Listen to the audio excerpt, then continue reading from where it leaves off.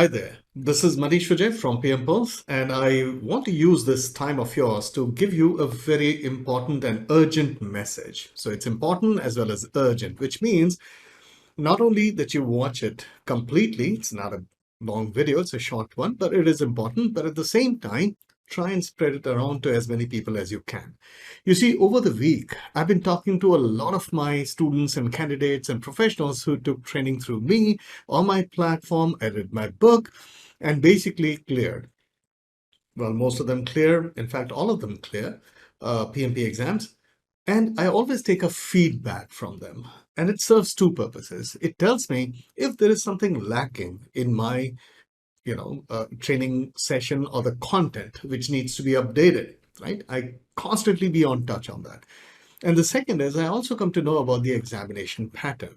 Now, over the last 3 weeks, I began to see something very interesting and the way the examination is developing. Now, sometime back in my previous video, the link is provided, you will notice that when I was talking about ETOs and everything, I told you why you should not bother too much about ETOs the way it is provided in the 6th edition.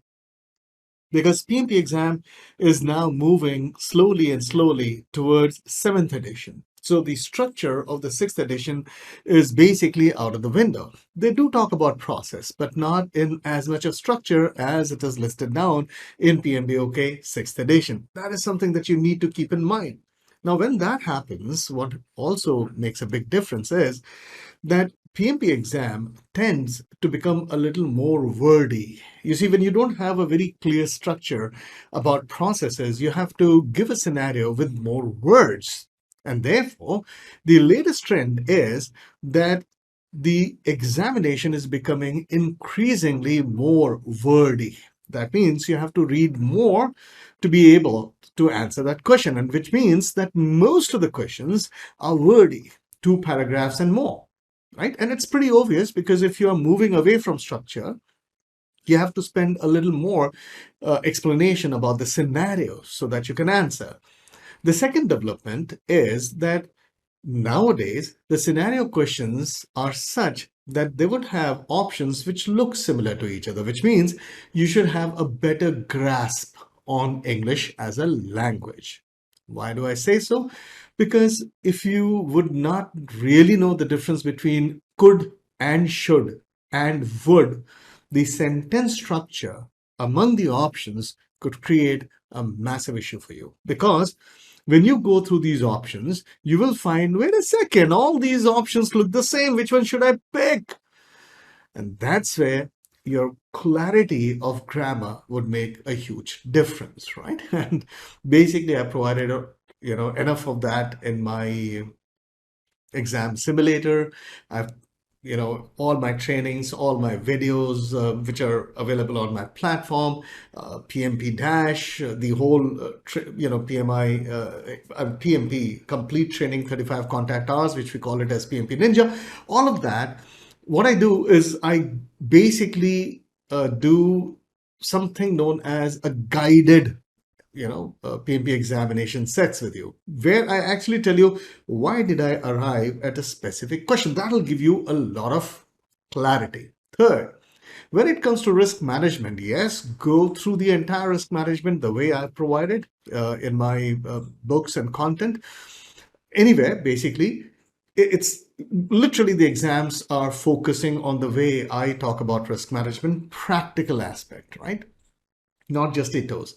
And the second aspect about risk management is that they have started talking a lot about the identification using prompt lists. So for example, they might give you a situation and ask you, hey man, is this a political risk or is this a technical risk? So if you're not really good with PESEL or even do not know the full form for PESEL or TCOP or VUCA, well, you might get into trouble. And that's the reason why just knowing them and kind of remembering them, you will be able to do easy classification. Now, are those questions difficult to answer when it comes to classification or certain risk? Of course not. All you have to keep in mind is, hey, these guys are talking about TCOP, these guys are talking about PESEL. They will not mention them in the examination, but you have to, kind of look at it from that angle.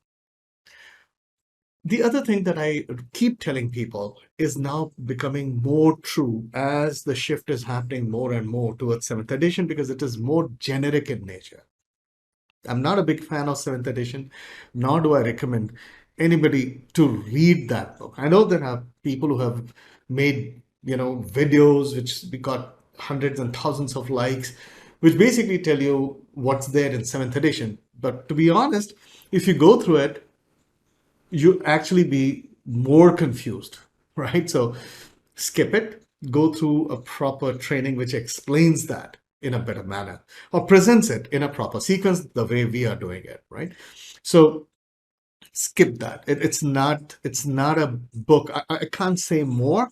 So it's not the kind of a book that you should be reading any which way, even if you want to be practical in real world PMP or real world project management, skip that book, right? But when it comes to PMP, well, it's better that you basically focus on the content, how seventh edition has been explained to you.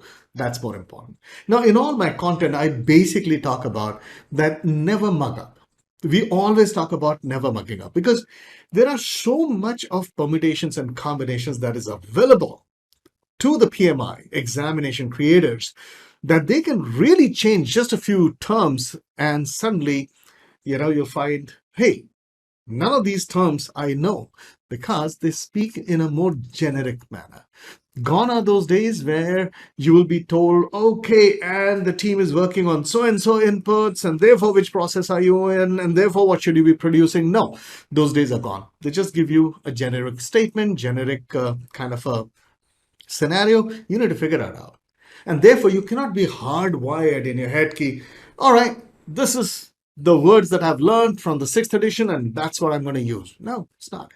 Start paying more attention to change management. Now, the change management is now also being talked about from an organizational change management. Yes, in PMI, in PMP, sometimes the questions would also show up on organizational change management. So learn the difference between the two. Virginia Satir model, ADKAR model, the 8-step process for leading organization changes, right? You need to be aware of them. That's really going to help you. So whenever you get a question on PMP exam regarding change, you need to figure out, hey, is this question talking about organizational change, or is this really talking about just a project level change? And the way you answer would be entirely different from either, right? So be very careful about it. Start paying attention to these things. Now, the number of questions that show up in PMP exam nowadays, when it comes to quantitative, quite a few. In many cases, people are saying that, hey, we didn't get a single quantitative. But when I ask a little more, actually, they were quantitative. The only difference is that you didn't have to calculate. You needed to understand that what certain measurements actually meant, or in a scenario, which measurement you should be using instead of actually asking you to calculate. So your understanding should still be clear. You should still practice calculation, even though it doesn't show up on PMP exam these days, particularly because it will help your understanding react better to the scenario question. Now, again, if you do not understand the quantitative from an understanding point of view, to really comprehend what needs to be used when, or instead what you've done, you just learned formulas, guess what, you are going to face massive issues with those questions. And that's the reason why each of the participants that I talk to who have trained with me, or basically they're connected to me and they cleared the exam not through me, but I still talk to them, make it a point to talk to them and figure out, hey, how the exam treated you. How did you find the PMP exams? And the feedback I get is, one thing is very common. Most of the people find it very difficult to complete the PMP exams in time. And that's because they're rereading it. And when people from US actually attempt exams, whether they clear it or not, they're able to finish it faster. What does it tell us? It tells us that you need to sharpen your English grammar. I'm not kidding. Do not underestimate what I'm telling you right now. Do not. Don't take that as a, hey, man, come on. What has that got to do with English language? Listen, in order to understand the scenario, it's being spoken in a specific language. Most of us use English as a language, all of my students though. They use English.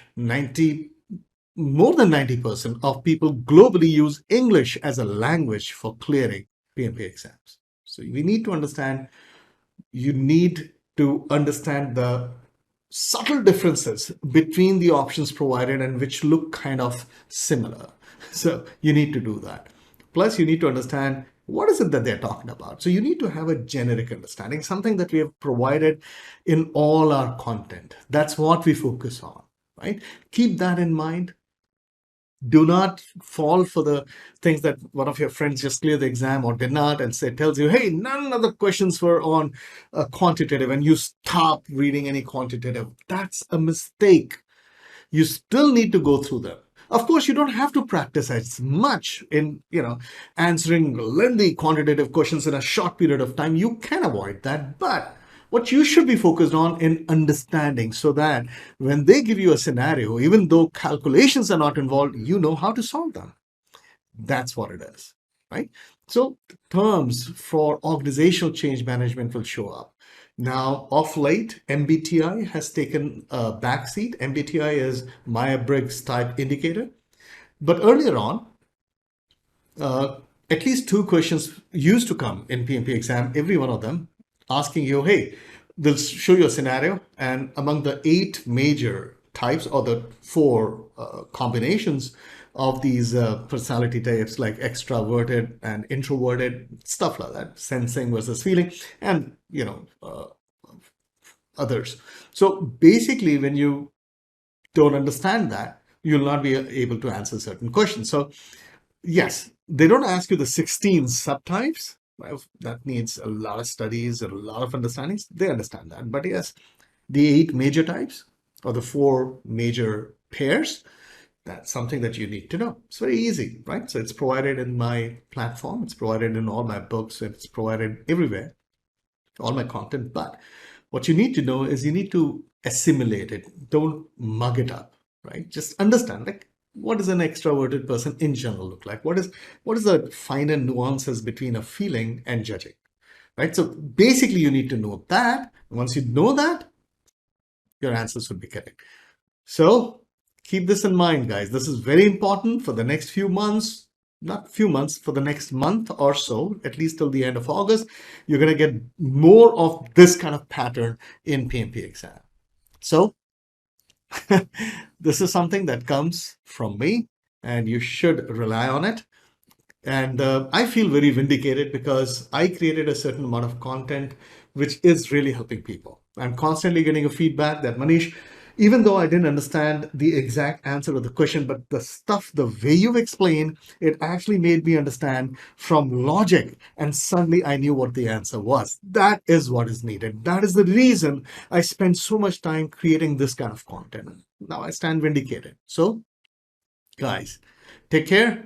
Keep rocking. Don't let your stress go up. This is only there to make you understand what you need to focus on. Stop mucking up, for heaven's sake. All right. This is Maneesh Vijay from PMPulse, and this is for your PMP certification journey. Please share it with other people. Subscribe so that you can also get to see more videos on this and connected to project management. It's a huge channel, right? A lot of playlists. So keep rocking. Catch you later.